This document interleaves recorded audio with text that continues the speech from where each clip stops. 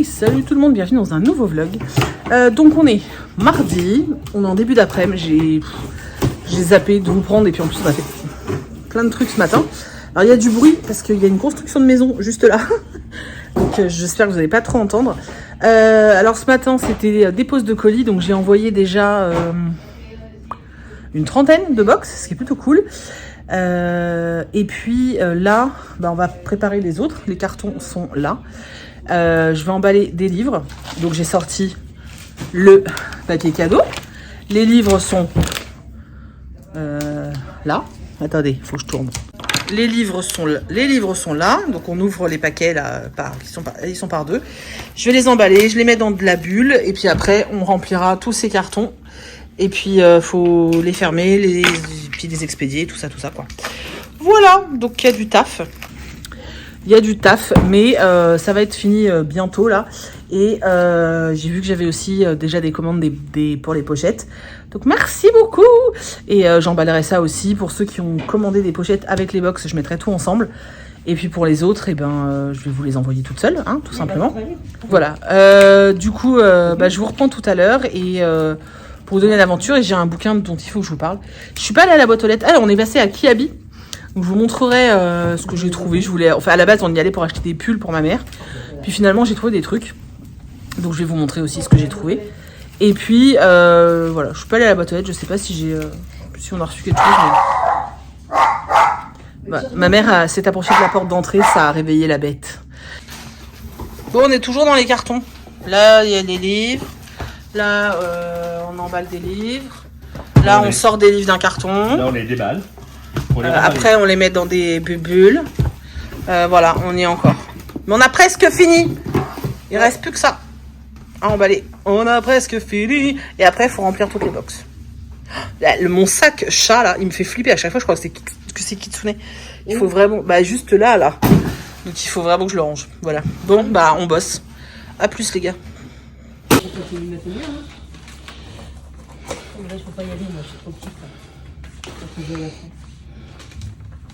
Bon, je vous retrouve maintenant, voilà, je vous ai quasiment pas pris de la journée, je suis désolée, oui et non, j'ai vraiment pas eu le temps, en fait, grosse journée emballage de box, voilà, ce matin on a un peu bougé et tout, déjà parce qu'il fallait aller déposer les box qui étaient prêtes, donc on les a postées, et puis ensuite voilà, on a fait 2-3 courses, et puis après c'était emballage, et c'est vrai que dans les moments comme ça, déjà je vous ai pas mal filmé hier, tout ce qui était emballage, je me suis dit que j'allais pas non plus vous faire ça tous les jours, ça n'avait pas vraiment d'intérêt. Je vais vous montrer ce que j'ai reçu dans le calendrier de l'Avent, enfin dans mes calendriers de l'Avent. Alors, au niveau des thés, j'ai reçu celui-ci, donc c'est un petit avion et non un suppôt. Voilà, ça c'est pour ceux qui étaient sur Twitch. Et c'est du Earl Grey, voilà, donc pourquoi pas. Dans le palais d'été, j'ai eu le Saint James du Sri Lanka, c'est un thé noir puissant et corsé. Donc pareil, pourquoi pas, ça c'est très bien, je vais pouvoir les goûter puisque ça correspond à mes goûts.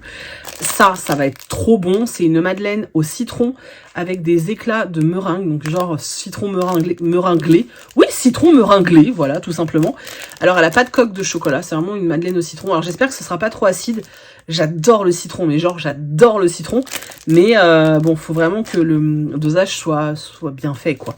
Donc voilà, j'ai hâte de goûter demain matin.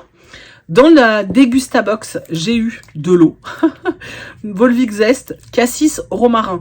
Alors j'aime pas les fruits rouges à part les fraises, donc ça va être très mais vraiment tous les fruits rouges. Hein. Il y a que la fraise que je mange, le reste je déteste ça. Les cerises, les trucs, j'aime vraiment pas. Du coup, cassis, franchement si ça avait été que romarin, j'aurais goûté. Mais là, cassis quoi. Et je trouve le mélange hyper chelou, quoi. Cassis romarin. On s'est fait la réflexion dans le live Twitch. On s'est dit, mais attends, en fait, t'as des gens, ils se sont retrouvés en réunion, ils ont brainstormé pour se dire, quel parfum on pourrait imaginer. Non, mais la team chez Volvic, mais où vous trouvez ça, quoi? Voilà, la prochaine, ça va être chou-fleur épinard, quoi, tu vois. On remarque de l'eau chou-fleur. Bref, donc, cassis romarin. Et dans celle de Funko, donc hier, j'avais pas eu dans la case Funko, c'était vide, je pense qu'elle est tombée. Aujourd'hui, j'ai eu Pluto. Voilà, puisque ça fait depuis le début de la semaine, j'arrête pas de dire Pluto alors que c'était dingo, mais là c'est vraiment Pluto. Donc j'ai eu Pluto. Je le trouve tellement mignon. Regardez comment c'est trop cute. Franchement, j'aime trop. Voilà, donc je l'ai mis avec ses copains de Noël. Voilà. J'ai mis les pochettes à livres sur le shop. Il en reste, si ça vous intéresse, hein, des pochettes de Noël. Je vais pas les envoyer tout de suite parce que, sauf si vous avez commandé une box, je la mets avec. Mais sinon, parce que, enfin, sinon je vais pas avoir le temps. Faut que je m'occupe des box. Donc les pochettes, elles partiront soit ce week-end, soit lundi. Voilà. Mais là, je suis à fond dans les box. Faut absolument que je termine, puisque mes parents sont là exprès pour ça, donc faut absolument que je termine.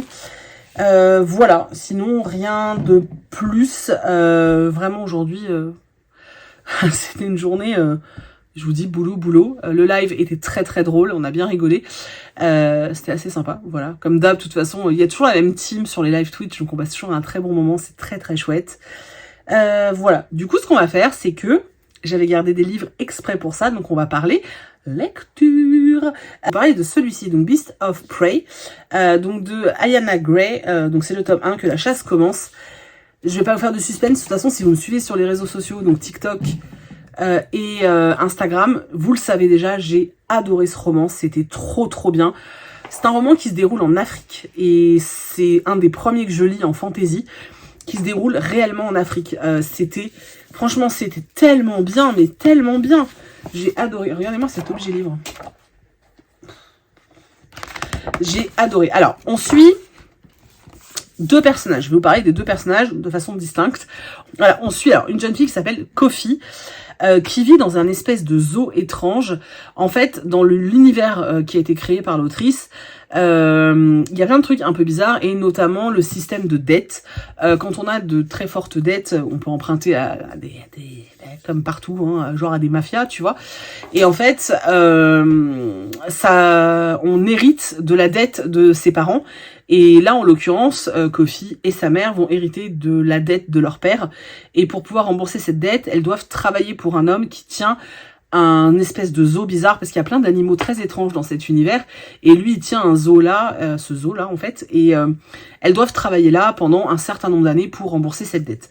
Elles sont vraiment tout proches d'avoir fini de rembourser cette dette, donc elle pense enfin être libérée. La mère est vraiment contente parce que elle ne voulait vraiment pas que sa fille reste là-dedans, parce qu'il n'y a aucun avenir pour elle. Sauf que il va se passer quelque chose qui va faire que elle va devoir prolonger cette dette va être allongée, mais d'une période incommensurable. Je crois que c'est 35 ans ou un truc comme ça, enfin voilà. Kofi fait vite le calcul, elle se rend compte qu'en fait, si elle va au bout de cette dette, elle sera très âgée, entre guillemets, et surtout, toute sa jeunesse sera passée. Donc, bon, voilà, c'est un peu une catastrophe. Sauf qu'elle a découvert qu'elle avait peut-être une capacité assez particulière, et elle va proposer un deal au mec à qui elle doit de l'argent, en fait, au propriétaire du zoo. Elle va lui dire, voilà, si je te ramène la fameuse bête qui est dans la forêt, est-ce que tu me libères, moi et ma mère et un de mes potes? Le mec, il est tellement à fond dans le truc de putain, si j'ai cette bestiole dans mon zoo, mais les gars, c'est fortune assurée. Du coup, il va dire oui. Et Kofi va devoir aller dans la forêt pour chercher cet animal un peu qui a la pire des réputations, parce que depuis de nombreuses années, le village dans lequel est placé ce zoo, donc dans lequel on évolue, est victime de pas mal de meurtres qu'on attribue à cette créature, en fait. Donc en gros, cette créature tuerait plein de gens. Une milice a même été créée pour protéger le village, donc des jeunes hommes en fait font partie d'une milice qui arpente en fait les abords de la jungle et de la forêt, ou plutôt de la forêt, bon, c'est pareil, pour essayer de protéger la population. Donc nous, dans ce cadre-là, on suit Ekon, qui est un jeune homme en fait qui va qui est un jeune homme qui est en phase de devenir qui est en phase de faire partie de la milice. Il doit encore faire ses preuves, sauf que il va rencontrer Kofi, et ce qu'il va faire face à Kofi va lui créer beaucoup de problèmes, et il va se retrouver lui aussi dans une situation extrêmement compliquée, puisque on lui refuse le droit de devenir membre de cette milice. Sauf qu'en fait, pour lui, il n'y a rien d'autre qui compte. Pour lui, c'est vraiment juste intégrer ça, le reste n'a aucune importance. Du coup, pareil, il va proposer un deal, il va dire, ok, est-ce que si je tue la bête qui est dans la forêt, vous m'intégrez à la milice. Enfin voilà, en gros, il veut vraiment, en faisant un acte héroïque, récupérer sa place. Donc, vous l'avez compris, Kofi, elle, veut aller dans la forêt pour capturer la bête. Et Ekon, lui, il veut aller dans la forêt pour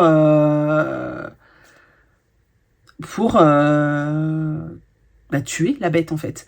Ils vont se rencontrer, il va se passer des choses, voilà. Ça se passe pas complètement, on n'est pas que pendant tout le roman dans la forêt, on est vraiment dans le village, on est au sein de la milice, on est au sein de plein de choses.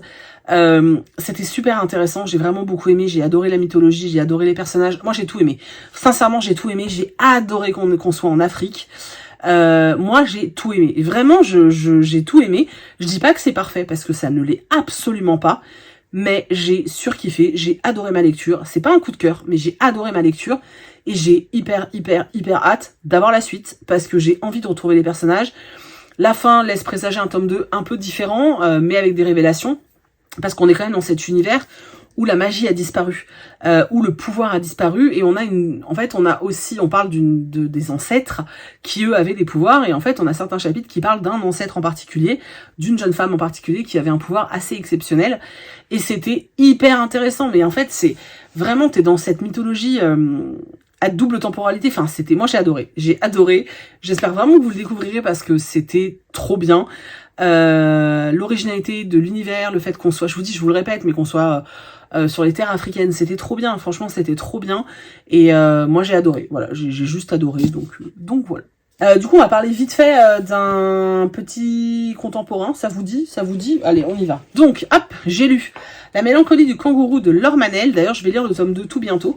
Alors, j'étais moyennement convaincue au départ, parce que, je sais pas, l'histoire, je me disais oui, ok, c'est du vu et revu, mais finalement, l'autrice a réussi à faire en sorte que je m'attache au personnage, et ça c'était balèze parce que c'était pas gagné du tout. Donc dans cette histoire, on suit Antoine, qui vit une vie tout à fait classique, etc. Sa femme vient de lui annoncer, enfin sa femme est enceinte, ils vont avoir enfin l'enfant dont elle rêve. Donc pour lui, tout est plutôt parfait, sauf qu'il se repose énormément sur sa femme. C'est plus sa femme qui veut un enfant que lui, mais lui, il suit un peu le mouvement et il se dit, bon, bah, ça va être cool, je vais faire ça avec ma femme, c'est génial. Sauf qu'en fait, sa femme décède en mettant au monde leur petite fille, Lou. Et du coup, Antoine est totalement dévasté. Il n'arrive absolument pas il n'arrive pas, en fait, à accepter la situation. Au début, il est un peu épaulé par ses parents, etc., qui prennent en charge la petite parce qu'il la refuse complètement. Il veut pas s'en occuper. Pour lui, la petite, le Lou, elle devait intégrer un foyer, en fait. Et il est hors de question qu'il s'en occupe. Et il a pas la force physique, la force mentale. Et il a le sentiment de ne pas avoir assez d'amour non plus à donner à cette petite fille. Enfin, il n'y arrive pas. Parallèlement à ça, on suit une jeune fille qui s'appelle Rose, qui est un peu entre deux eaux, qui cherche du travail et qui va voir une annonce pour un taf de nourrice, en fait. Elle va postuler et elle va rencontrer Antoine, qui au début est assez bourru, etc. Mais finalement, comme Rose est assez disponible, parce que c'est vraiment lui ce qu'il cherche, il n'a pas du tout l'intention de s'investir avec sa fille, donc il a vraiment besoin de quelqu'un qui soit prêt à faire des heures sup constamment, qui soit dispo en un claquement de doigts. Et Rose, elle lui dit oui, moi ça me pose pas de problème. Sauf que Rose, elle ne mesure pas à cet instant-là la place qu'elle va devoir prendre dans la vie de Lou et dans la vie d'Antoine aussi, parce que finalement, elle va devoir se substituer à sa femme tout en n'ayant pas les bons côtés, donc l'amour et l'affection. Elle va juste s'occuper de la maison, s'occuper de la petite, etc. Donc voilà, elle accepte ce taf, elle va commencer à bosser, elle va forcément commencer à profondément s'attacher à la gamine, parce que forcément elle l'a de la naissance jusqu'à voilà, et au fur et à mesure elle va, je dirais pas forcément s'attacher à Antoine, mais en tout cas le comprendre peut-être un petit peu plus, voilà. Je vais m'arrêter là pour l'histoire. Si un tome 2, vous vous doutez qu'il y a quand même une petite histoire d'amour, voilà. Bon, je l'ai senti venir, même s'il y a eu un moment où je me suis dit, mais l'autrice va vraiment nous les mettre ensemble. Tu vois, je doutais quand même. J'ai eu un peu de mal au départ parce que je trouvais que Rose était peut-être trop dans l'acceptation, en fait. Alors oui, elle est jeune, oui, elle avait besoin de travail, mais c'est vrai que je me disais, elle accepte quand même vraiment beaucoup de choses, tu vois.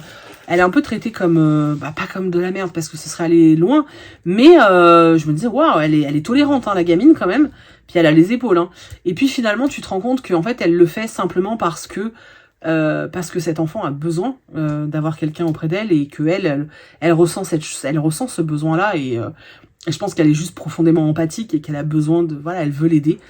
Antoine, je pense qu'on peut détester le personnage, sauf si on se met dans sa peau et qu'on se dit, ok, t'as perdu la personne que t'aimes le plus au monde, comment tu réagis en fait?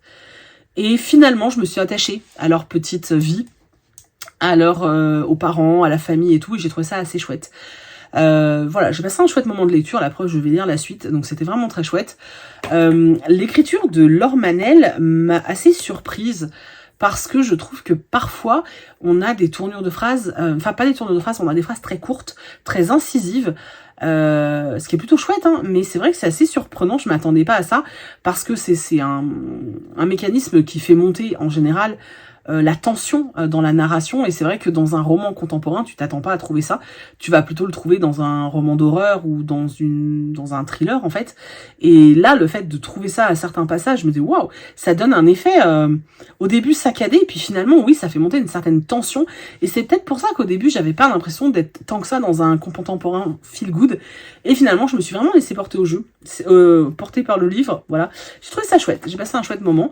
Je suis en train de lire un autre livre de Laure Manel. Je pense que si vous n'avez toujours pas compris pourquoi, moi je peux plus rien faire pour vous.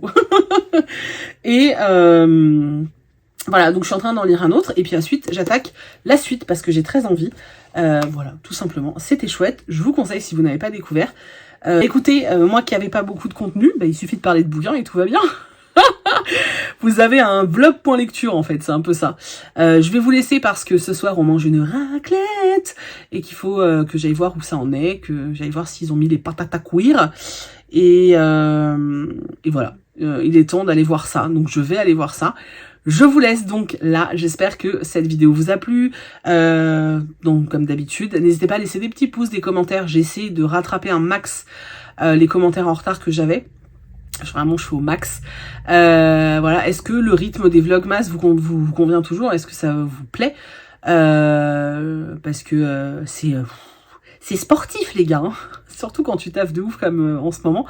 Voilà. N'hésitez pas à me laisser plein de commentaires. Dites-moi vraiment si vous avez lu l'un des deux romans dont je vous ai parlé, s'il vous tente. Ou voilà, quel est... je sais pas, par exemple, ça j'aimerais bien savoir en fait si. Dites-moi quel est le roman de fantasy, young adulte ou adulte, peu importe, que vous avez, le dernier que vous avez surkiffé. J'ai envie de prendre de noter des titres. Donc vraiment, dites-moi, celui que vous avez surkiffé dernièrement. J'attends avec grande impatience de voir quels sont vos recos. Donc j'attends. Laissez-moi des messages. Voilà. Je vous fais des gros bisous. On se retrouve demain dans un prochain vlog. Et jusque là, je sais pas ce que j'allais dire. Voilà. Je sais pas à comprendre. Bye. Et juste pour info, sachez quand même qu'on ne casse pas 3 pattes à un canard. Tout simplement parce qu'il n'en a que 2.